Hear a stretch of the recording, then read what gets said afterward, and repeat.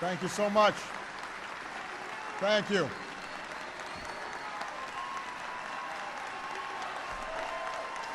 Thank you very much. Thank you so much. Thank you. Thank you very much. Please. Thank you. Thank you. Please. Thank you.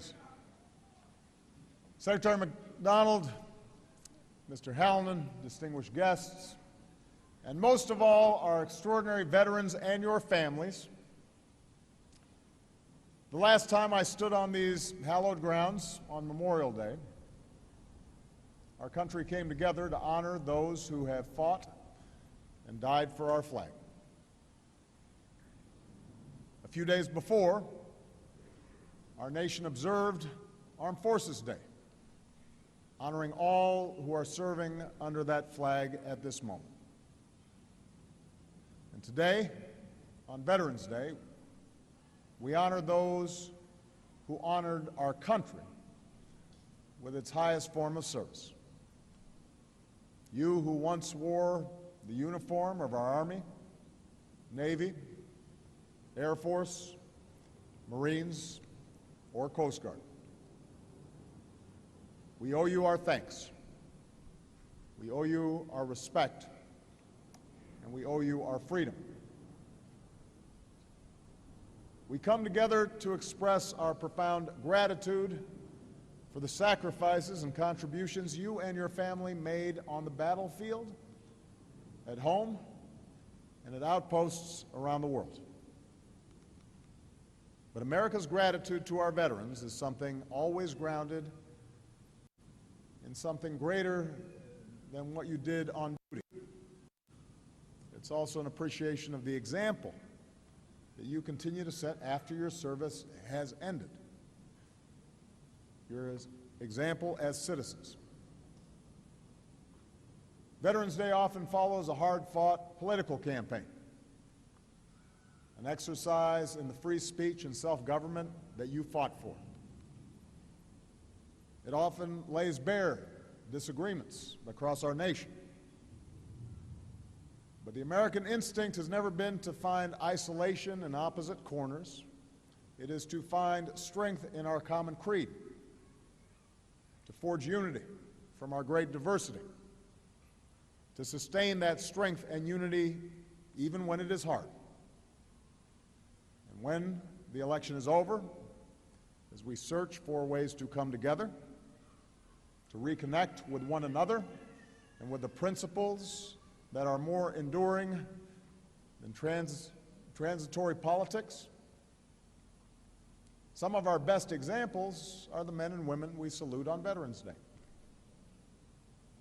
It's the example of young Americans, our 9/11 generation, who as first responders ran into smoldering towers, then ran to a recruiting center and signed up to serve. It's the example of a military that meets every mission, one united team, all looking out for one another, all getting each other's backs. It's the example of the single most diverse institution in our country. Soldiers, sailors, airmen, Marines, and Coast Guardsmen who represent every corner of our country, every shade of humanity, immigrant and native-born, Christian, Muslim, Jew, and non-believer alike, all forged into common service.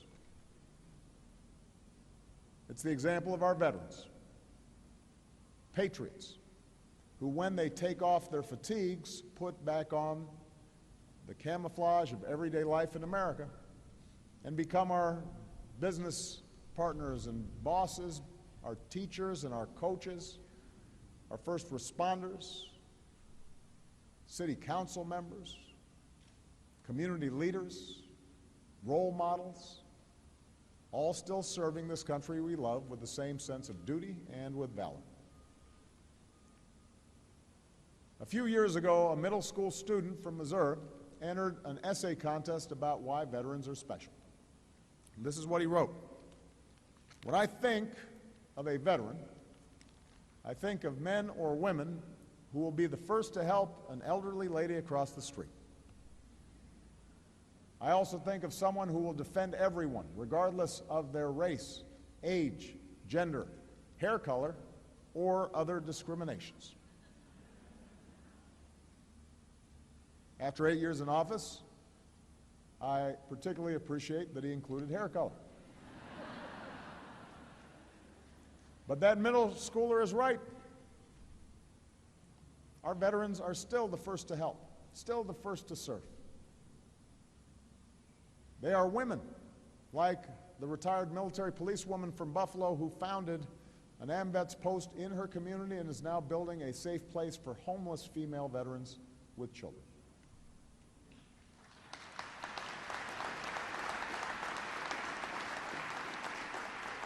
They are men like the two veterans from Tennessee, one in his 50s, one in his 60s, who wrote me to say they would happily suit up and ship out if we needed them.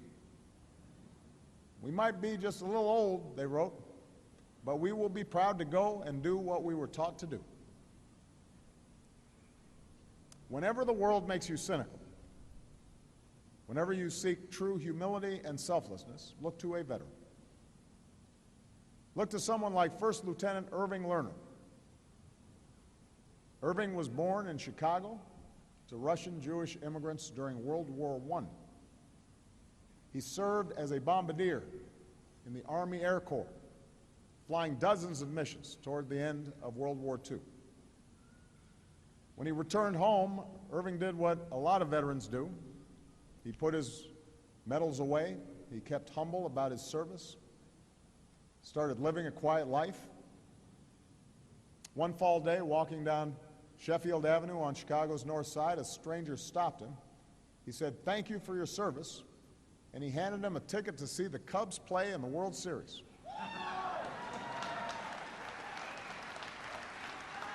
Now, it's a good thing Irving took that ticket, because it would be a while until his next chance.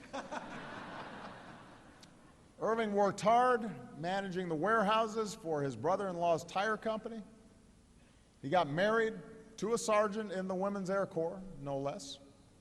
He raised 4 children, the oldest of whom, Susan, is celebrating her 71st birthday today.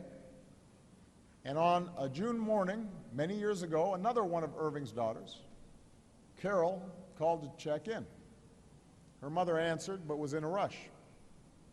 "We can't talk," she said. "Your father is being honored, and we're late." Carol asked, "Honored for what?" And the answer came, "For his heroism in the skies above Normandy exactly 50 years earlier." You see, Irving's children never knew that their father flew over those French beachheads on D-Day. He never mentioned it. Now when they call to check in, his children always say, "Thank you for saving the world." And Irving, sharp as ever at 100 years young, always replies, "Well, I had a little help." Whenever the world makes you cynical, whenever you doubt that courage and goodness and selflessness is possible, then stop and look to a veteran. They don't always go around telling stories of their heroism, so it's up to us to ask and to listen, to tell those stories for them, and to live in our own lives the values for which they were prepared to give theirs. It's up to us to make sure they always get the care that they need. As Bob mentioned, when I announced my candidacy for this office almost a decade ago, I recommitted this generation to that work. And we've increased funding for veterans by more than 85%. We've cut veterans' homelessness almost in half. Today, more veterans have access to health care, and fewer are unemployed. We help disabled veterans afford prosthetics. We're delivering more mental health care services to more veterans than ever before, because we know that not all wounds of war are visible. Together, we began this work. Together, we must continue to keep that sacred trust with our veterans and honor their good work with our own. knowing that our mission is never done. It is still a tragedy that 20 veterans a day take their own lives. We have to get them the help they need. We have to keep solving problems like long wait times at the VA. We have to keep cutting the disability claims backlog. We have to resist any effort to outsource and privatize the health care we owe America's veterans.